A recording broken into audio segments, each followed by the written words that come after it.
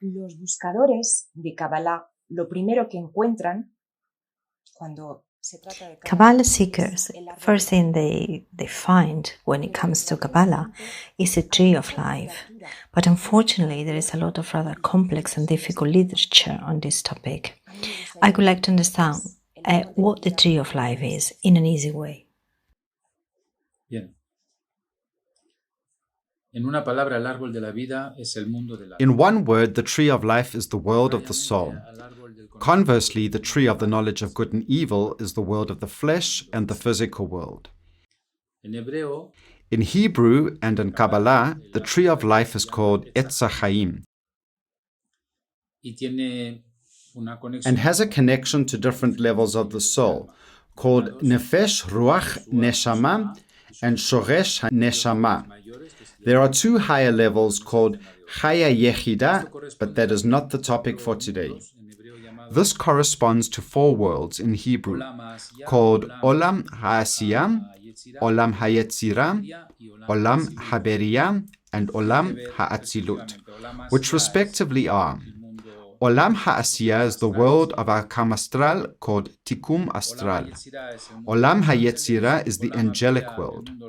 Olam HaBeriyah is the world of the superior angels, and Olam HaAtzilut is the world of the names of God. To understand what I'm saying, we have to use an example and a metaphor. Let's imagine a funnel.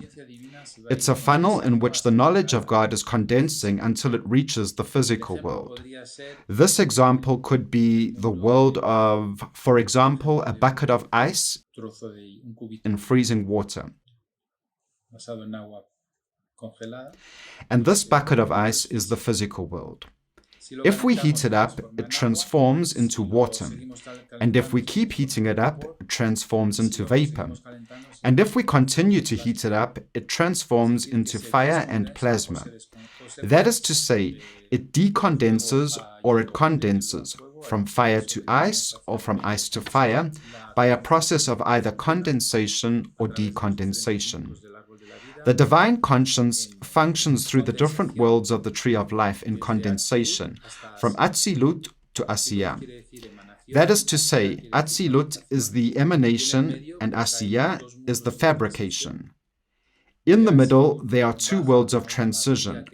From Atzilut, you go to Olam HaBeriyah, which is the created world, and lower down is the world called Olam HaYetzirah, which is the world of training, and you end up getting to the physical world, which is called Olam HaAsiyah.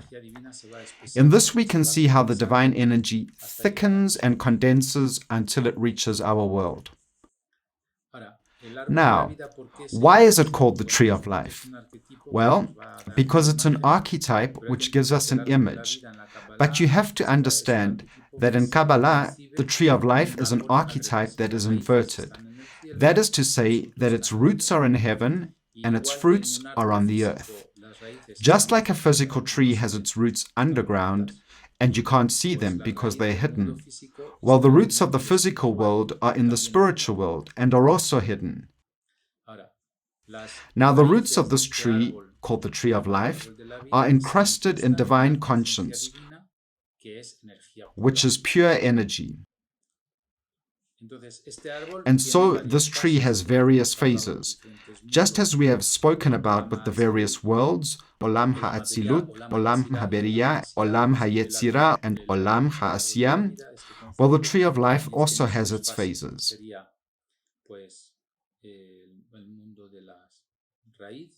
These are the world of its roots, the world of its trunk, the world of its branches, the world of leaves, and the world of fruit. And the fruit is our physical world.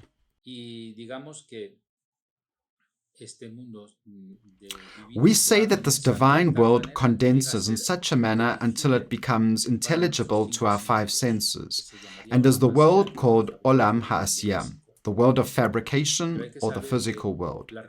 But you have to remember that the roots of all these events which occur in this world on earth, those roots are in Olam HaAtzilut, the spiritual world, which is the origin of everything which occurs, and so people who have not studied how the soulish world works don't understand this world.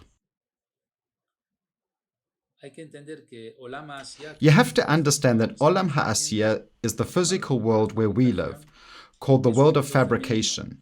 It's a feminine world which can only receive light from another donor world. And what is the world which gives this?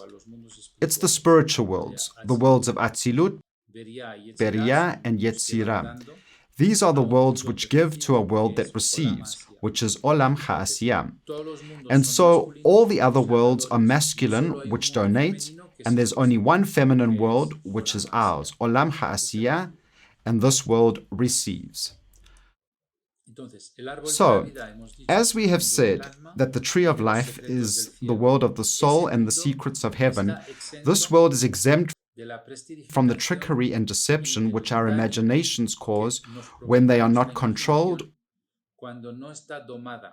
or when our imagination is not prepared and directed thanks to the Kabbalist meditations.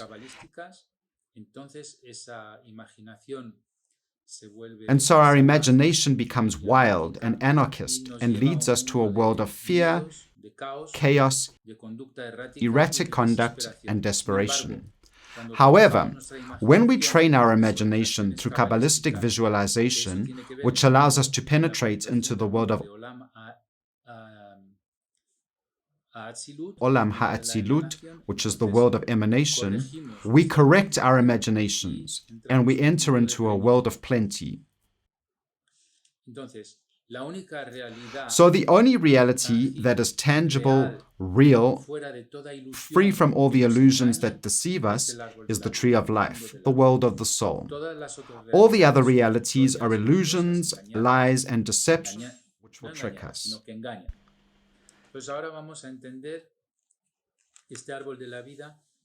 Now we are going to see how the tree of life is comprised of condensers. From the pure energy called Keter to the physical world called Malchut, the divine energy condenses. We are not going to explain all the Sefirot, that is to say, all the energy transformers. We are only going to explain Keter, Chokhmah, Binah, the first three in the world of Atzirut, which are donors, and we're going to explain the world of Malchut, which is the physical world where we live. So, what is Keter?